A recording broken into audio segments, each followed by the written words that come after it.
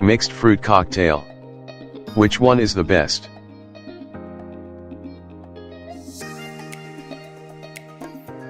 Welcome to my channel.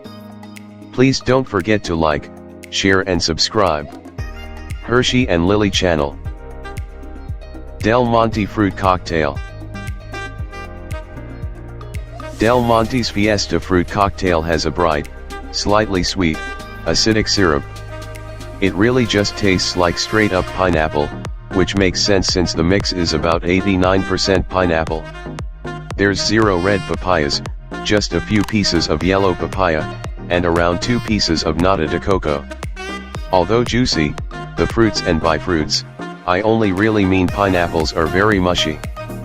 Dole tropical fruit cocktail. Similar to Del Monte's, Dole's tastes like pineapple juice, just a tad sweeter.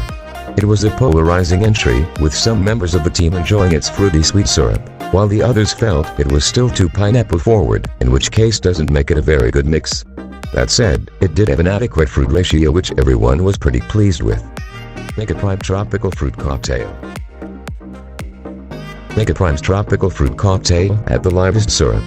It wasn't as sweet as the others, so much so that we'd have no problem just eating this straight out of the can. The fruits were so-so. The pineapples were good and weren't too overwhelming. Though, the papayas didn't really taste like anything. We did like, however, that the fruits still had a bite to them. The only real problem here is that the mix didn't have nata de coco at all. Season's tropical fruit cocktail.